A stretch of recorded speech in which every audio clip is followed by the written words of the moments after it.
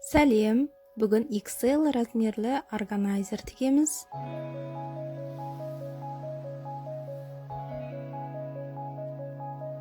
Ол үшін бізге прозрачная пленка, қалам, сызғыш, ролик пышақ, немесе бұндай болмаған жағдайда қайшы қолдансаңыздар болады.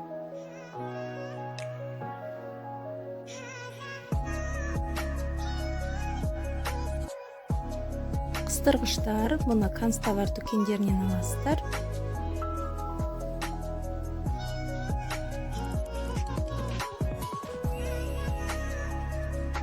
Екі сантиметрлік спанбонд, екі қабатталған, жұқа түрі, қалың түрі болса, бір қабатталған қолдансаңыздар болады, немесе лента, биік да болады орнына. Алдымен керек мөлшерлерді қиып аламыз. Бұл жерде 140 енді прозрачный пленка қолданып тұр. Қалында емес, жұқада емес, орташа қалыңдықта пленка алу керек. Керек мөлшерімізді қиып алып, белгілеп, қаламмен сызып, қайшымен қисаңыздар болады. Мен бұл жерде ролик пышақты қолданам, себебі бұл тез әрі түзу болады. Керек мөлшеріміз 28-де 17-ден 7 штук, 40-да 19-дан 2 штук қиып аламыз. Ең үстіңгі бөлшегіне спанбондтарды қыстырғыштармен қыстырып алып, тігін машинасында қазір жүргізіп шығамыз.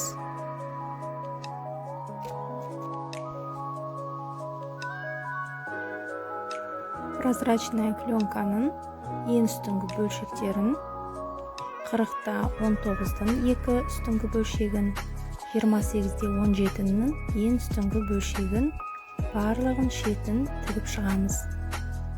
Спанбонд болмаса, косая бейка, лента, сөгілмейтін бір мата қолдансаңыздар болады.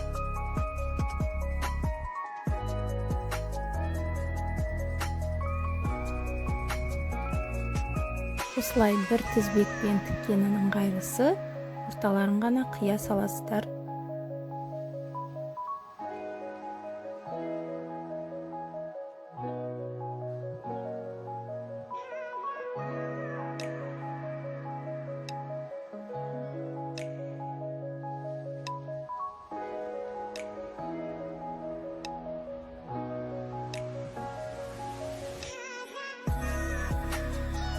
Ал енді міне 7 бөлшегіміздің үстіңгі 2 бөлшегіміздің үстін шетін тігіп алдық. Енді арасы 5 сантиметр болатын 7 бөлікке бөлеміз. 7 нүкте шығады. 8 қалташа шығу үшін бізде 7 бөлікке бөлеміз.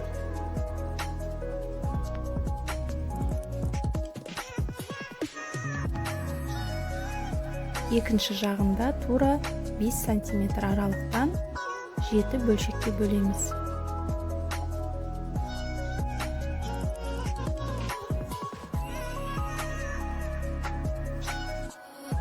Енді әр нүктенің үстіне бір-бір бөлшектен 28-де 17 бағанағы қиып алған осы бөлшекті әрбір нүктенің үстіне тігіп шығамыз.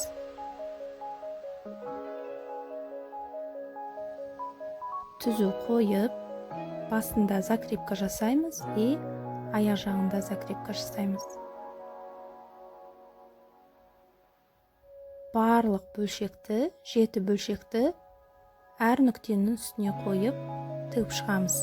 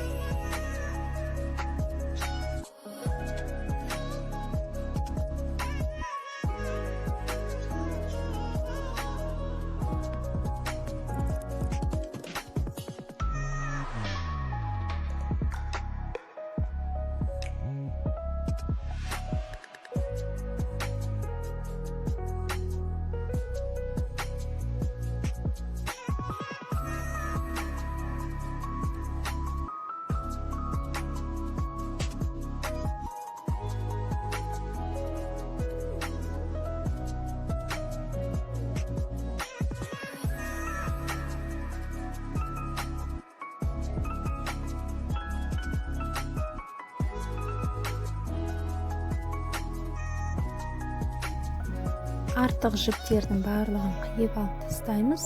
Одан кейін екінші жақ бөлшегін оң жағымызға қойып, ең соңғы тіккен бөлшекті бірінші нүктенің үстіне тігеміз.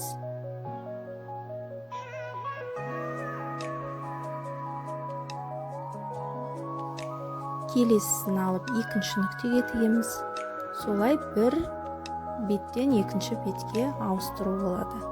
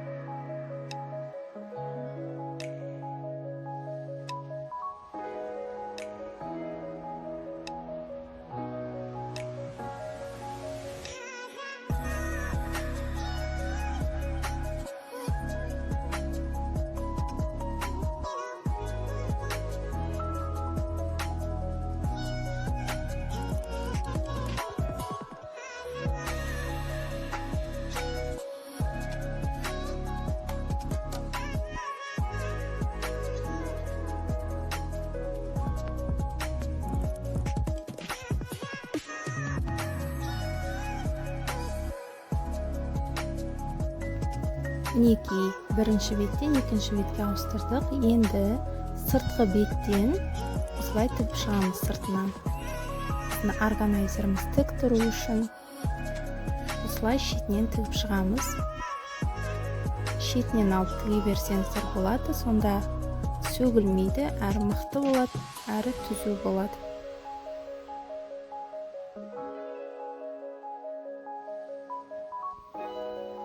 Тіккен кезде басында және аяғында закрепка жасауды ұмытпаймыз. Закрепка дегеніміз, яғни алдыға, артқа, алдыға жүру. Видеодағыдай осылай тігіп, жіптерін қиып отырсаңыздар, тура осылай шығады.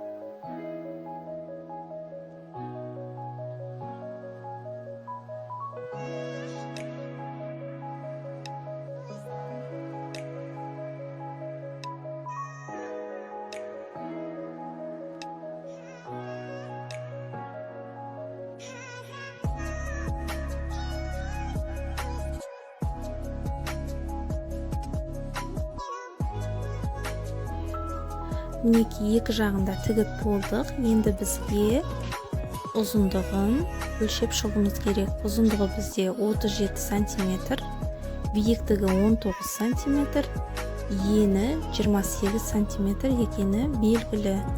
Енді осындай ұзын жолақ аламыз. Ені 28 сантиметр, ұзындығы 75 сантиметр шығады. 75 сантиметр, яғни 37 сантиметр ең ұзындығы болды, оған екі биіктігін қостық. Енді екі жағынан 19-19 сантиметрді белгілеп қоямыз. Бізде ол биіктігі екі жағынан 19-19 сантиметрдан белгілеп қоямыз. Енді сол белгінің үстінен органайзеріміздің бір бөлшегін қыстырғышпен қыстырып қоямыз. Екінші жағын екінші белгіге қыстырып қоямыз. Бізге сонда тіккеніміз ыңғайлы болады. Осылай қыстырғыштармен қыстырып аламыз. Бір жағын және екінші жағын.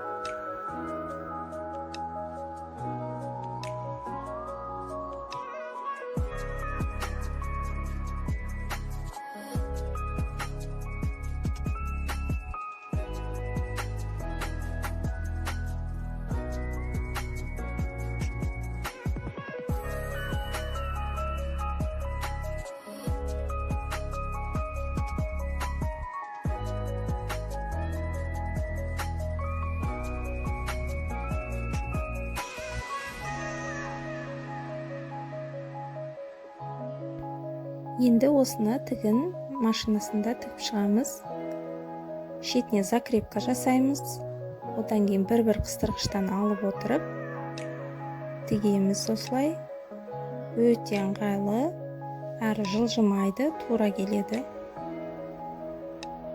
Бір жағын тіктік, артық жіптерді қиып тастаймыз. Енді екінші жағын тігіп шығамыз.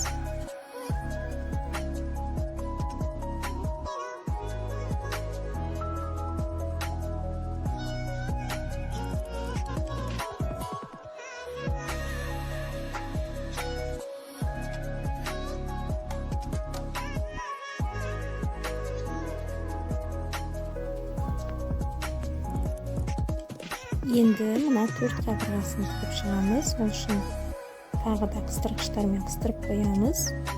Ұзындығы, биіктігі бәрі тура келу үшін үстіңгі жағынан бастап тігеміз.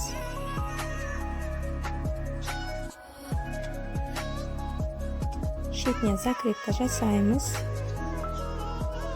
Тура астына дейін тігіп, закрепкамен аяқтаймыз. Осылай 4 қабырғасында тігіп шығамыз.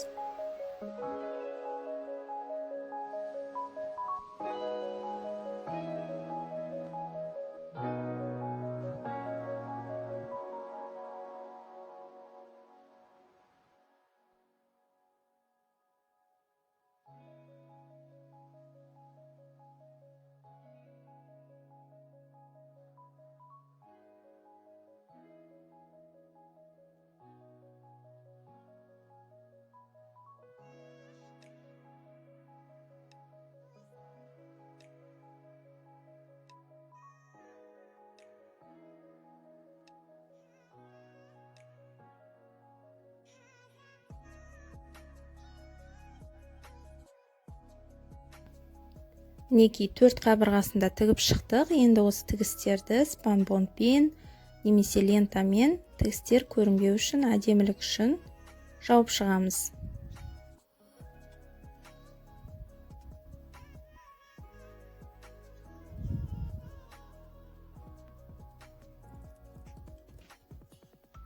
Басында закрепка жасаймыз. Шетімен отырып, осылай тігіп шығамыз. Аяғында тағы закрепкамен аяқтаймыз. Алдымен осы 2 астыңғы бөлшегін тігіп аламыз. Одан кейін 4 қабырғасында осылай спанбондпен жауып шығамыз.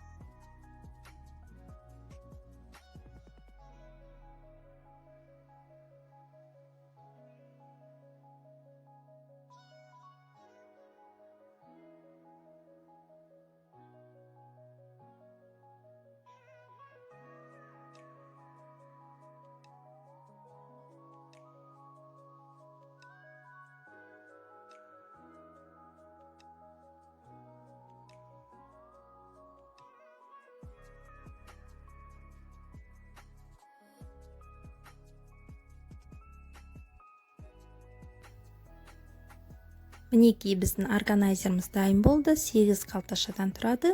Үлкен киімдерге арналған. Сәттілік, тігіп көріңіздер.